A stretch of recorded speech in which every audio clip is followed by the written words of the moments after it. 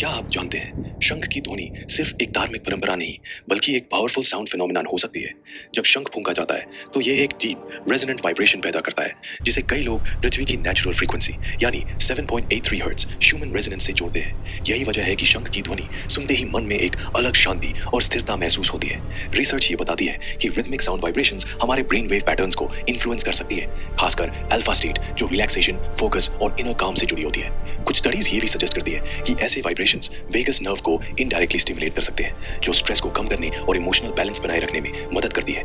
प्राचीन भारतीय परंपराओं में शंख को सिर्फ एक इंस्ट्रूमेंट नहीं बल्कि एक बायो अकस्टिक टूल की तरह इस्तेमाल किया जाता था, जो बॉडी, माइंड और एनवायरनमेंट को सिंक्रोनाइज करने का माध्यम माना जाता था। जब ये ध्वनि घर या मंदिर में गूंजती है तो ये सिर्फ एक साउंड नहीं रहती बल्कि एक शेयर्ड इमोशनल एक्सपीरियंस बन जाती है, जो कनेक्शन और पॉजिटिविटी को बढ़ाती है। इसीलिए शंख को हर शुभ कार्य की शुरुआत में बजाया जाता है ताकि एनवायरनमेंट और माइंड दोनों एक बैलेंस्ड स्टेट में आ जाए।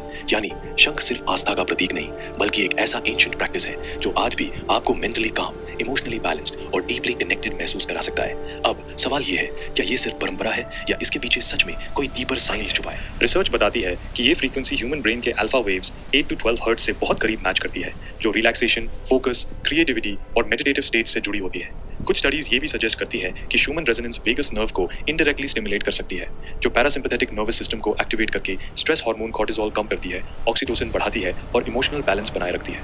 पाइनियल ग्लैंड यानी तीसरा नेत्र भी इससे प्रभावित होता है, जहां मेलाटोनिन रेगुलेशन और कुछ केसेस में डीएमटी लाइक मॉलिक्यूल्स की एक्टिविटी बढ़ सकती है। प्राचीन भारतीय परंपराओं में शंख को सिर्फ एक इंस्ट्रूमेंट नहीं बल्कि एक बायो अकूस्टिक टूल की तरह इस्तेमाल किया जाता था, जो बॉडी, माइंड और एनवायरनमेंट को सिंक्रोनाइज करने का माध्यम माना जाता था।